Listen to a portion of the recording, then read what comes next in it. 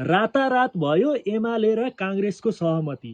यो भिडियो एकैपटक हेर्नुस् त। अभिन्न सकेसम्म चाँडै हामी सबैलाई खबर गरेका छौँ र जानकारी पनि गराएको। तर भनेको रातारात चाहिँ सहमति भयो, राति नै सहमति भयो। भनेको काङ्ग्रेसले झापामा चाहिँ क्षेत्र नम्बर 5 मा नेकपा एमालेलाई काङ्ग्रेसले सहयोग गर्ने र चितवन क्षेत्र नम्बर 2 मा नेपाली काङ्ग्रेसलाई नेकपा एमालेले सहयोग गर्ने। हेर्नुभयो, यी हुन् चितवन 2 बाट एमालेले उम्मेदवार बनाएका अश्विन घिमिरे।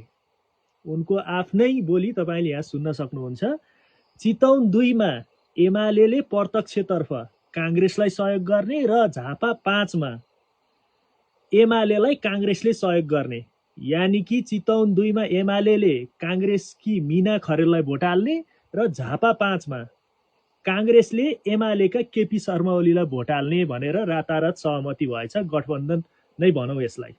यो कुरा चाहिँ मैले भनेको होइन, एमालेकै उम्मेदवार जो चितवन क्षेत्र नम्बर 2 को उम्मेदवार हुनुहुन्थ्यो अश्विन घिमिरे, उहाँले नै भनेको हो। यो समाचार अहिले भर्खर बाहिर आएको छ।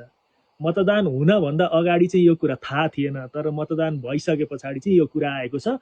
यसले अब रिजल्टमा कस्तो प्रभाव पार्छ, एमालेले सघाएको चितवन 2 मा काङ्ग्रेसलाई कति सपोर्ट हुन्छ र काङ्ग्रेसले सघाएको झापा 5 मा एमालेका केपी ओलीलाई कति सपोर्ट हुन्छ, त्यो चाहिँ थाहा छैन।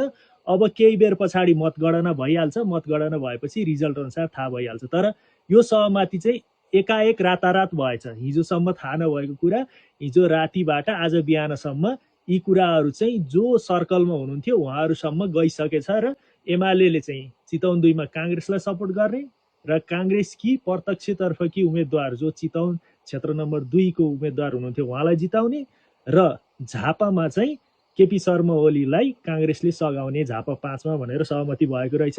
यो भिडियोको बारेमा र यो कुराको बारेमा तपाईँलाई थाहा थियो कि थिएन? यसले कस्तो प्रभाव पार्ला त्यो कुरा चाहिँ कमेन्ट गरिदिनु होला।